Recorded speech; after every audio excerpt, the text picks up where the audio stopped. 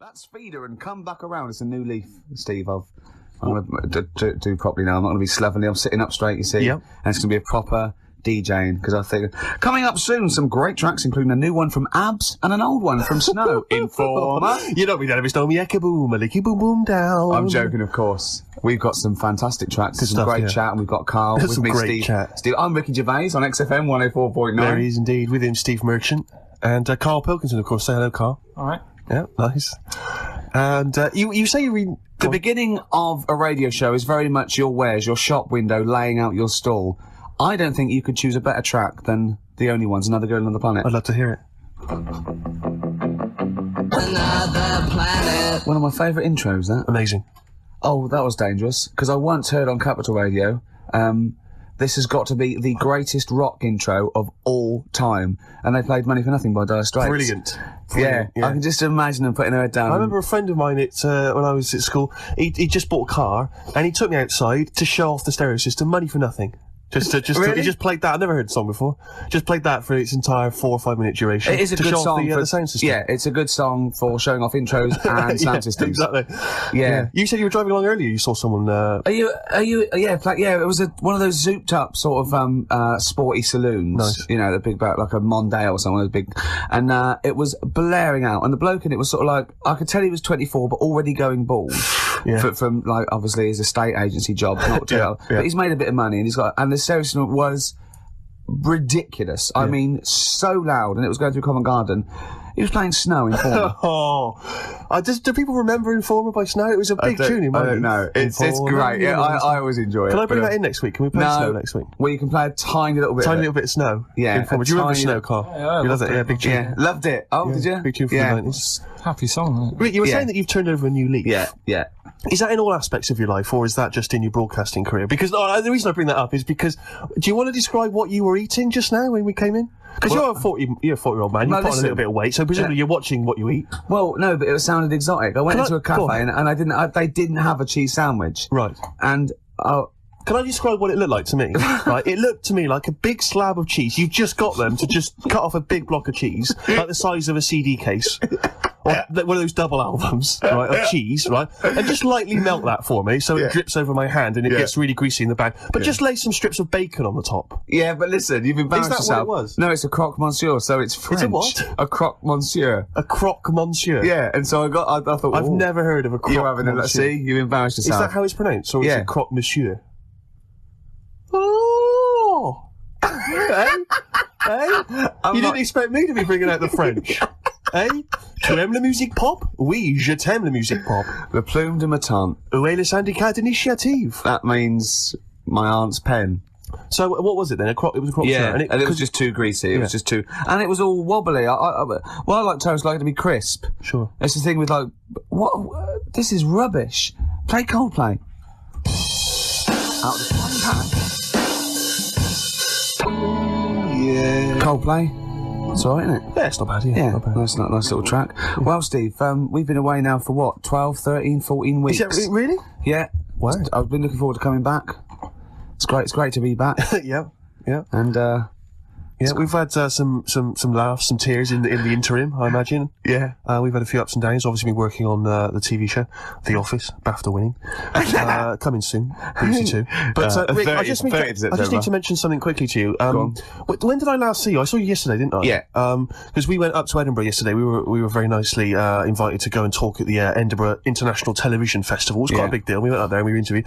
And Ricky chose to go on the train because it takes like 4 hours. Is it 4.5 hours or something on the train? Yeah. But it's quite leisurely. It's quite sort of gentlemanly thing to do. Yeah. I opted to go for the plane option and fly up there. More modern. Exactly, and they bankrolled that. They paid for it all, and that was all not very nice. And as I recall, when I last saw you, we got a cab, didn't we? And you asked if you could get the cab to drop you off at the train station. Yeah. And then it took me on to the airport. Yeah.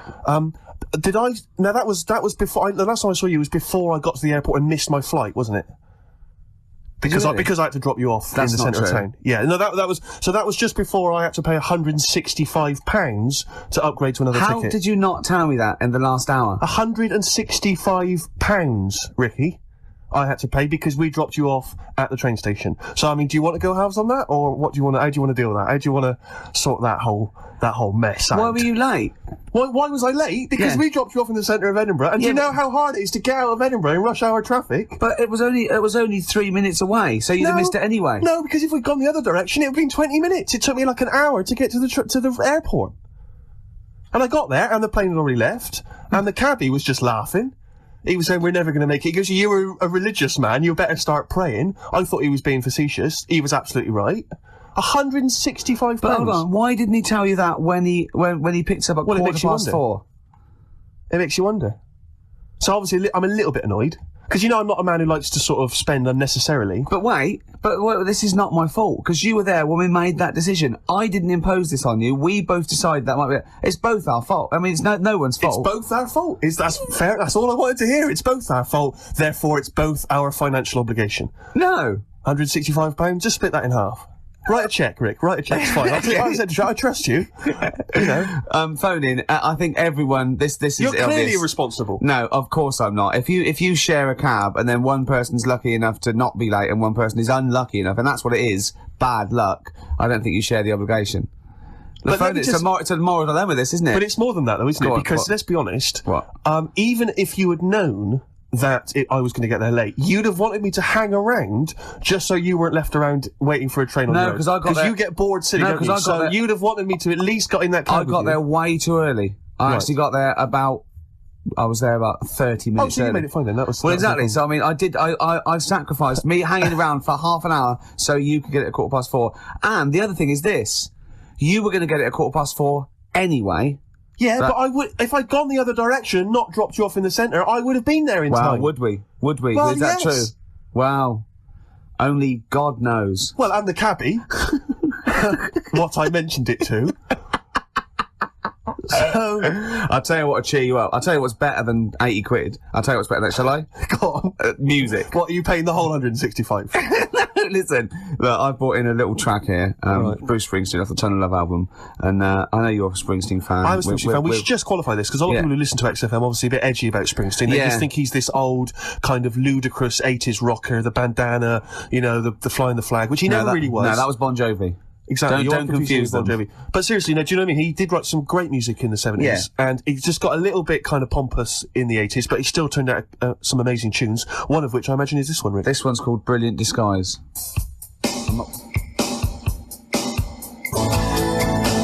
Bit of Springsteen there, Brilliant Disguise on XFM 104.9. I think that's soothed you a little bit. That's not really taking the blood off. I just remembered something as well. Rick, 80 quid. You know what? We finished the talk at about sort of 3, and we had a couple of hours to kill before we got about 2:30, wasn't it? We had a couple of hours before we got the taxi, and we were eating in this cafe, and Steve said, "How long's your train journey?" I said, 4.5 hours. He went, "So what time I get?" I said, "I'm getting about 10." He went, 6:30, me. And he's quite smug. And I went, "Yeah." I said, "It is quite a long time." I just started to sort of relax and over. He went, "Yeah." I said, "I think I'm come off better here. Because usually you've organised all this stuff." He said, "But I think you've chosen wrong." I think you're right. Didn't you? Don't think those words were coming back to haunt me as I was handing over 165 notes. All I was thinking was, Ricky's going to be loving it. In first class, drinking John Smith's and listening to Mercedes Walkman. Yeah, but I handed over my initial card. She said 165 quid then. I went, fine. I handed over a card. It was a Switch card. She said, "We don't take Switch." Don't they? I was thinking, what am I going to do then? I don't know what I'm going to do. I don't know where I'm going to get the money from. What did you do in the end then? Well, luckily I had another card. Oh, right. And she managed to accept that one. But I don't know what I'd have done. I don't genuinely. You didn't tell me you had another card. Yeah, I got 2 cards. Have you? Oh yeah. Sure. Yeah. Oh, that is depressing. I was so depressed because I just kept thinking about what I'd said to you.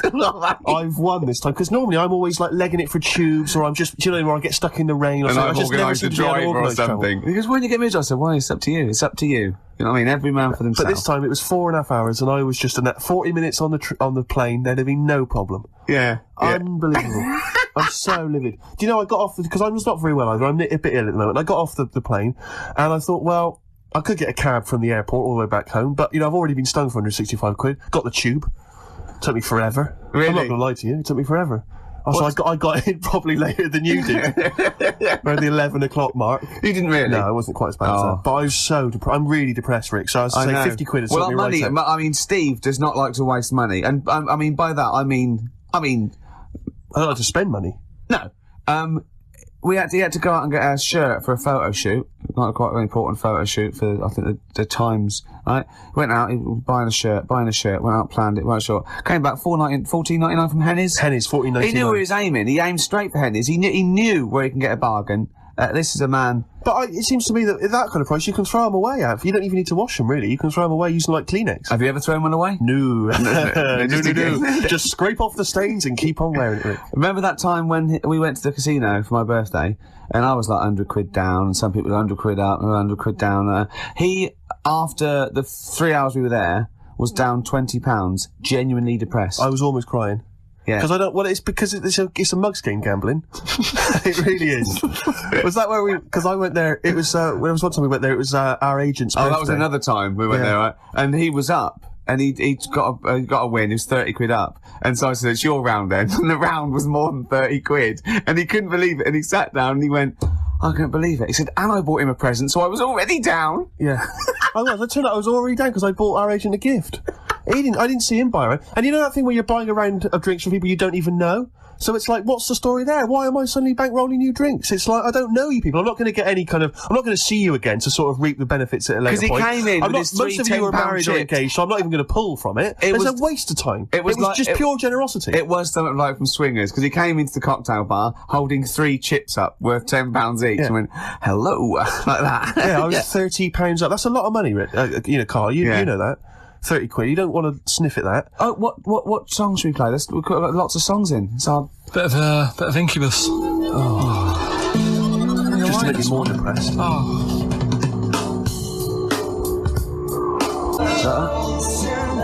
Do you like that? I thought it was a bit slow. I know, but I'm a fan of it. I like slow songs, but I've always been a fan of it, even from early days. Yeah. I thought his first song was really great and much maligned. People didn't like it because they were expecting the verve. Yeah.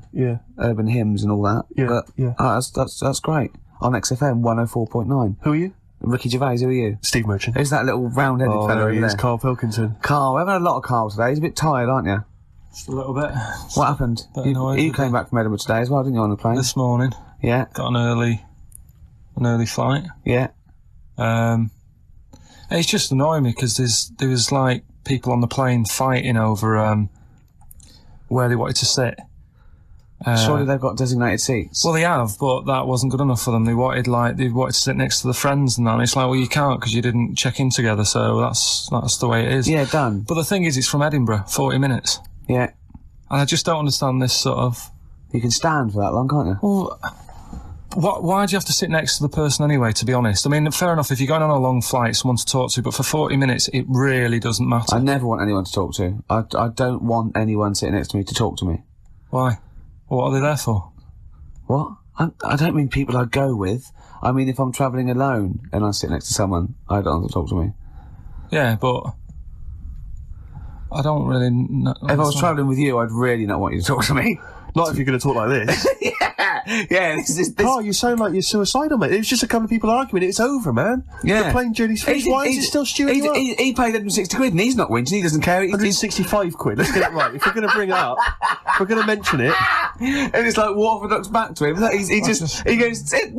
He said to me, Rick, it's only money, and money is just something you have in case you don't die tomorrow. He's got a great attitude towards money, Steve. It's like easy come, easy go. So just take a leaf out of Steve I'm not spending that much merchant, and you'll have a happier life. Sorry, I just need to defend myself for a minute. There are certain instances in life where, you see, you're giving me an attitude like that I'm tight. It's not tight. No, shut up. Let me defend myself. It's not that I'm tight with money. It's that I want to get value for money at all times. Yeah. Because, you probably got a lot of cash given to you, maybe it's pocket money when you were a kid. Every penny I've ever had is been money I've earned. Yeah. So frankly, I'm going to spend it wisely. Like, for instance, you might say you're in a party, or so you're at a party, maybe out in a bar with someone's birthday. You get talking talking to a girl, right? Maybe you buy her some drinks, right? You're chatting to her, and then you're chatting away for 2 hours, and then at the end of the evening, she says, "Oh, I got to go meet my boyfriend now."